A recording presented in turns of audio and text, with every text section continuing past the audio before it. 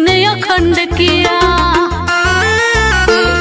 फिर अपनी कलम के दम पे उसे भीमराव ने बुलंद किया। जब भारत अपना बिखरा था तब चंद्रगुप्त ने अखंड किया, फिर अपनी कलम के दम पे उसे भीमराव ने बुलंद किया।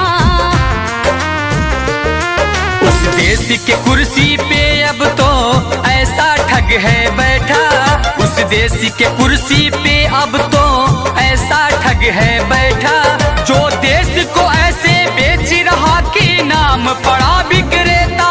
वो चाय बेचते बेचते अब बन गया देश विक्रेता। आया देश विक्रेता, देखो आया देश विक्रेता, आया देश विक्रेता, देखो आया देश विक्रेता।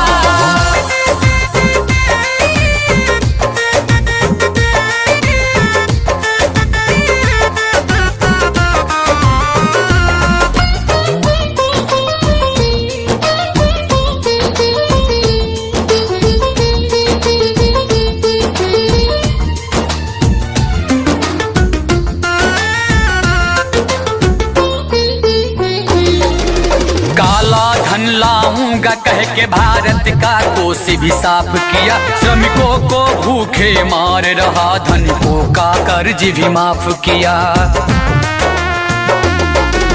काला धन लाऊंगा कह के भारत का कोष भी साफ किया, श्रमिकों को भूखे मार रहा, धनिकों का कर्ज भी माफ किया, धनिकों का कर्ज भी माफ किया, धनिकों का कर्ज भी माफ किया।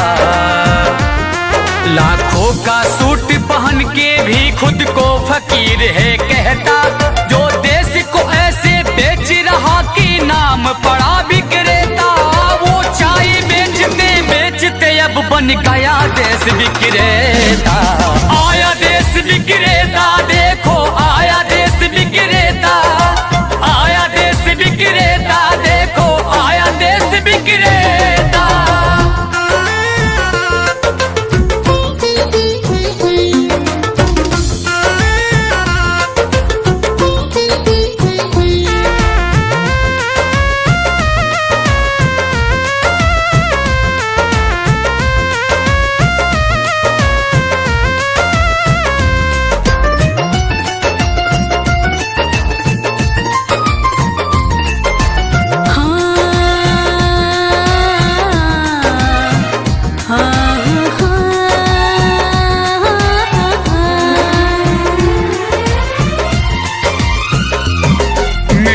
तो उसके जूते का कैसा है स्वाद बताती है, जब जब चुनाव हो तब उसको माँ की याद आती है।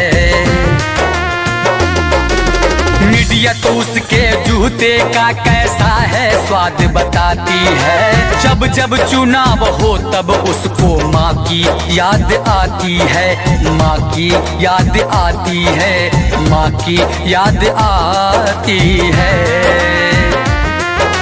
किसी का संग दिल पति है तो वो किसी का मतलबी बेटा, जो देश को ऐसे बेच रहा कि नाम पड़ा विक्रेता। वो चाय बेचते बेचते अब बन गया देश विक्रेता। आया देश विक्रेता, देखो आया देश विक्रेता, आया देश विक्रेता, देखो आया देश विक्रेता। जब भारत अपना बिखरा था तब चंद्रगुप्त ने अखंड किया, फिर अपनी कलम के दम पे उसे भीमराव ने बुलंद किया।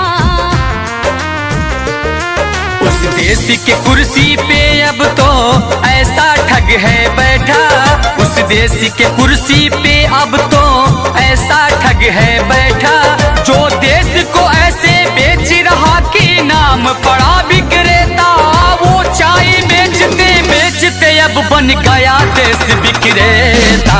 आया देश विक्रेता, देखो आया देश विक्रेता, आया देश विक्रेता, देखो आया देश विक्रेता।